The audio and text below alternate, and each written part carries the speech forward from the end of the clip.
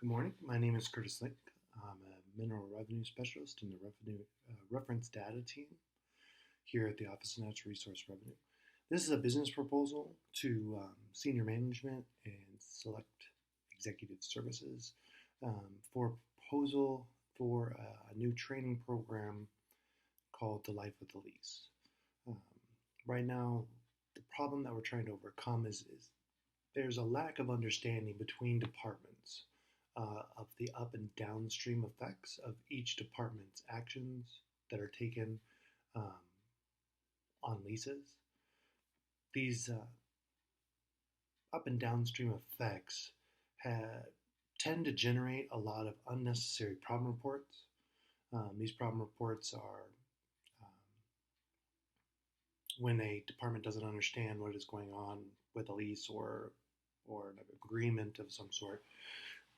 They generate a problem report that comes to our reference data team, and we have to figure out what they're asking and try and fix the issue. Leads to a lot of lost time between the sender and the receiver. The senders typically are our data mining team and our ACM or audit and compliance management departments. Typically, it's a frustration between those departments for a lack of understanding. It leads to a lot of, like I said, lost time and delays in the normal workflow and projects of both departments. Because when the sender in the ACM or data mining department issues a problem report, they have to stop working on that issue that they're working on and wait for that problem report to be completed by the reference team. And then the reference team needs to stop what they're doing to answer the problem reports back to those people. So now, the reason why this is such a big issue is due to this delay in normal workflow and projects leads to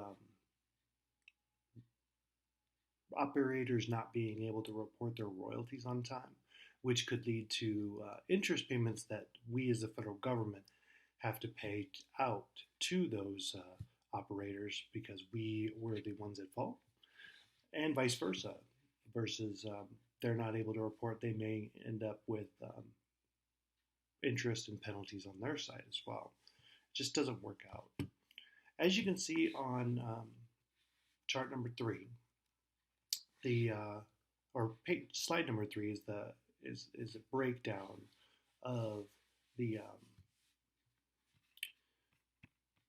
information that was collected from our dues database. Right now on our reference data team, we have 10 mineral revenue specialists that handle all of the states within the United States, including Alaska, as well as all of the Indian tribes. There are 38 Indian tribes that currently are oil and gas producing. Now, in calendar year 2015, on average, each analyst spent 35 hours, or almost one work week, working on these problem reports that really required no action. All they really were was us explaining the basics of lease and agreement issues to those different departments. Our dues database, or our daily employees workflow system, allows us to keep track of all of the actions that are required for each state or tribe and different issues within the reference data team. And you can see that on the slide 3. Then, so there have been many different attempts in the past by the reference team and other departments in order to solve these issues. What seems to have worked the best in the past have been our collaborative training type programs.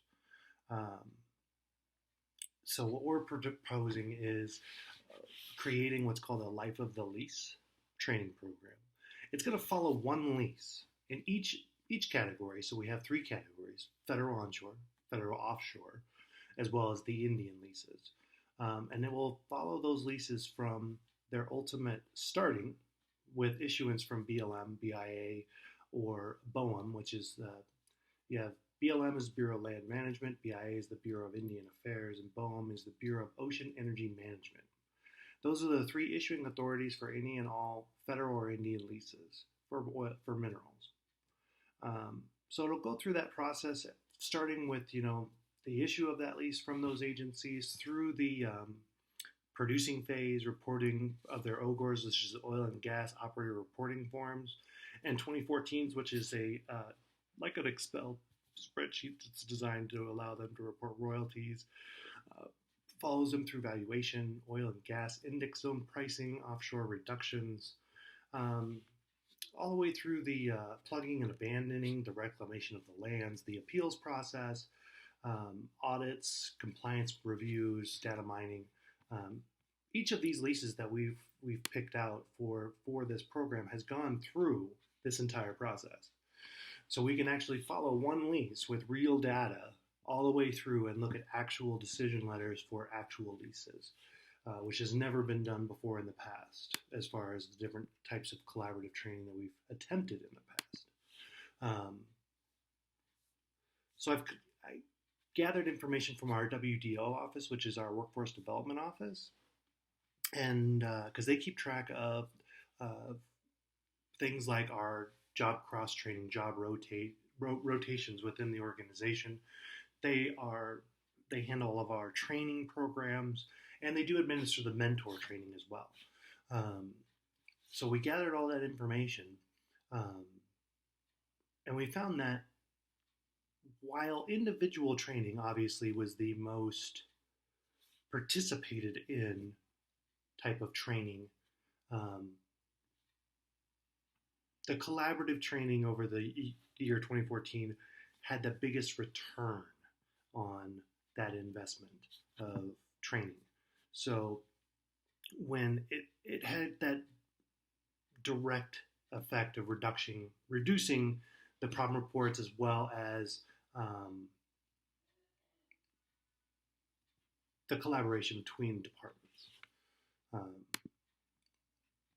So in implementing this, what we'll need to do is we'll need to create this training program by the use of what are called SMEs or SMEs, which is the subject matter experts. We'll need at least 2 at a minimum from each department to create a high-level overview of all the actions that are taken on those given leases. It'll be reviewed by the division's supervisor as well as the manager for accuracy. And then once that is all put together for each department, there'll be a presentation of that completed project. First, it'll be given obviously to our senior management, and then all of the subject matter experts that created it for content structure, obviously, to see how it kind of flows through the process. Then once all of that has been fine-tuned, we're going to give it to an unbiased third party within our organization. It's what I would consider an external stakeholder. Before we actually implement it full scale, we're going to present that to our State and Tribal Royalty Audit Committee, or STRAC team. They are not honor employees, but they are Department of Interior employees as well as state and tribal employees that have direct downflow actions needed from this course. It doesn't directly affect them personally, but it does affect who they support. So now in evaluating this process, the best way to do that would be once again with our dues tracking database. From the time that we actually implement it, we're going to track it for 90 days. Every month, we're going to track the problem reports for actions taken as far as, did we actually need to change something, or did we just need to educate the receiving person for that problem report. And then what we're going to do is we're going to give a survey, which is in paper and electronic format. And it's going to be given to every employee that initiates or completes a problem report during the review period. And then we'll match those up to see how well, the sender and the receiver are viewing the problem report process as far as all that stuff. The ultimate goal of this process is to get a reduction in the unnecessary problem reports by at least 30%. Anything better than 30% would be just gravy, but that's our ultimate goal. The surveys are really going to help us on that human side of the problem, which is the frustration between the two departments or multiple departments, as far as one department not feeling that the other department's doing what they're doing, or they don't understand what's going on with their side or their up and downstream effects.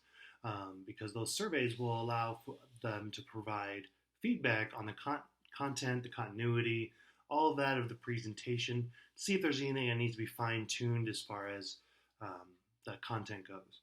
And then that will, ultimately allow us to kind of,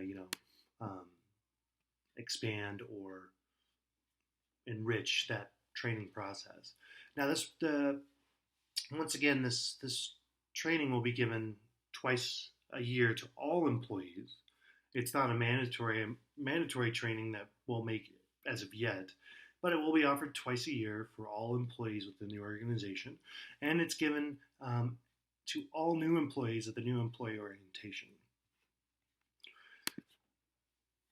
Any questions or comments, you can contact me or my supervisor. My name, once again, is Curtis Link. I'm Mineral Revenue Specialist.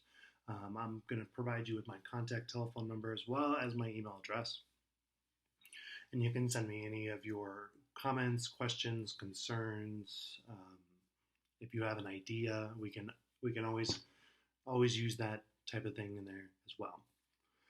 Thank you very much. Have a good day.